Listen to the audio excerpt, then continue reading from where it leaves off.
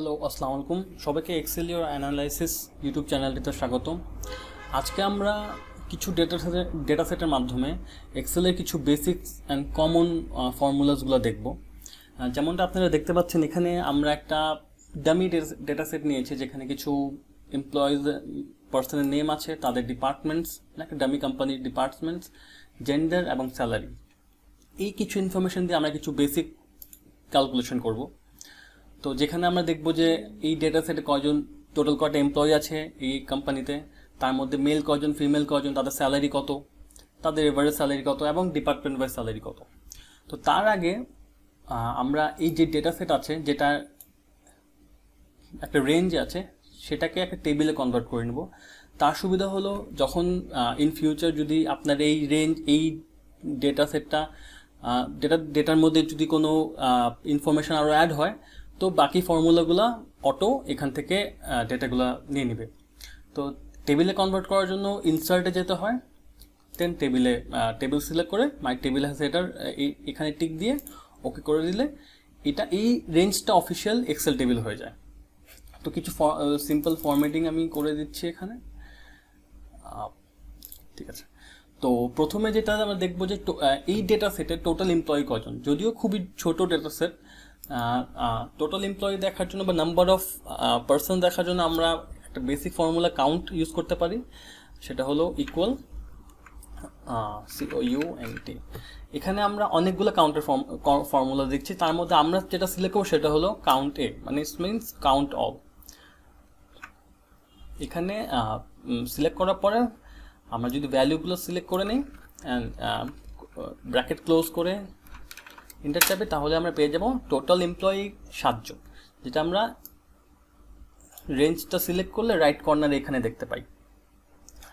তারপরে যদি আমরা দেখতে চাই যে এই 7 জনের মধ্যে মেল কয়জন অ্যান্ড ফিমেল কয়জন, সেটাও আমরা কাউন্টারে আরেকটা ফর্মুলা ফাংশন দেখতে পাই। সেটা হলো যে কাউন্ট ইফ। এটার মাধ্যমে প্রথমে আমাদেরকে রেঞ্জ সিলেক্ট করতে হবে। রেঞ্জ সিলেক্ট করলাম, দেন কমা ক্রাইটেরিয়া। ক্রাইটেরিয়া মিনস আমরা এখানে এই কাউন্ট ইফে এই রেঞ্জে মেল অর ফিমেল সার্চ করছি, তো আমরা মেল এই রেঞ্জটা সিলেক্ট করে ব্র্যাকেট ক্লোজ করে ইন্টার চাপলে পেয়ে গেলাম 4। সেম ফিমেলের ক্ষেত্রেও আমরা এভাবে বের করতে পারি, কাউন্ট এফ রেঞ্জ কমা ফিমেল, পেয়ে গেলাম। তো এই 7 জনের মধ্যে 4 জন মেল, 3 জন ফিমেল। যদি আমরা দেখতে চাই যে এই ডেটা সেটের মধ্যে টোটাল স্যালারি কত এই 7 জন এমপ্লয়ি, সেটা আমরা সাম ফর্মুলাতে দেখতে পারি। সেটা হলো SUM, সাম, অ্যান্ড এই ডেটা সেটটা সিলেক্ট করে দিতে, অথবা আমরা এইভাবে সিলেক্ট করে ফেলতে পারি 4,09,000, যেটা আপনি রেঞ্জটা সিলেক্ট করলে রাইট কর্নারে আপনি এই সামটা পেয়ে যাবেন। আমরা এই 7 জন এমপ্লয়ির 4,09,000-এর এভারেজও বের করতে পারি খুবই সহজে। সেটা হলো এভারেজ ফাংশন দিয়ে এভারেজ ফাংশন ক্লিক করে এই রেঞ্জটা সিলেক্ট করে ব্র্যাকেট ক্লোজ করে ইন্টার চাপলে আমরা এই 7 জনের এভারেজ স্যালারি পেয়ে যেতে পারি।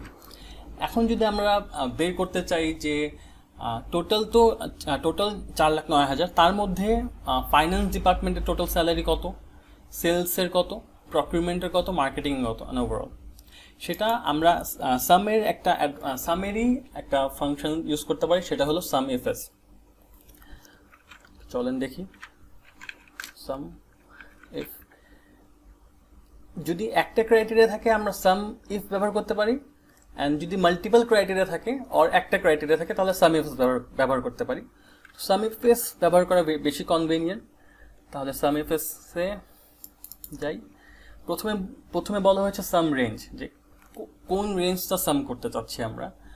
যেহেতু আমরা স্যালারি বের করতে চাচ্ছি, তো স্যালারি রেঞ্জটা সিলেক্ট হবে, দেন কমা ক্রাইটেরিয়া, কোন ক্রাইটেরিয়া বেসিসে সাম করতে যাচ্ছি। তো আমাদের ক্রাইটেরিয়া হলো ডিপার্টমেন্টস, তো এখানে ডিপার্টমেন্টসগুলো আমরা সিলেক্ট করব, দেন কমা, দেন হোয়াট ইজ দ্য ক্রাইটেরিয়া।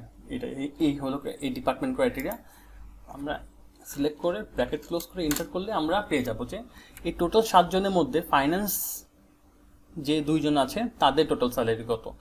যেমন আমরা যদি দেখি এখানে ফাইন্যান্স আছে, এখানে আছে, তো আমরা যদি ম্যানুয়ালি যোগ করি,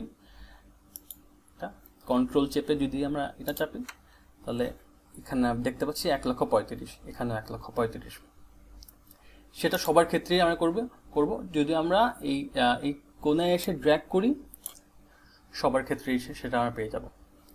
তো এখানেও আমরা দেখতে পারি যে টোটাল স্যালারি 4,09,000, এখানে টোটাল স্যালারি 4,09,000। তাছাড়া আমরা এই কলামেরও নিচে আমরা সামেশন করতে পারি। তা করার জন্য আমরা কিছু ওয়েজ আছে। এক হলো ইকুয়াল দিয়ে সাম ব্যবহার করতে পারি, ব্র্যাকেট ওপেন করে সিলেক্ট করে দিলাম, ব্র্যাকেট ক্লোজ, এন্টার, এটা বের হয়ে গেল। অথবা আমরা হোমে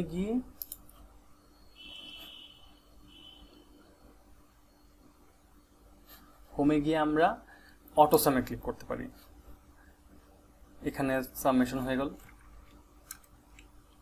তাছাড়া আমরা কিবোর্ড শর্টকাটস ইউজ করতে পারি, সেটা হলো অল্ট প্লাস ক্লিক করলে আমরাও সাম পেয়ে যেতে পারি। আশা করি আপনারা শিখতে পেরেছেন। Thank you.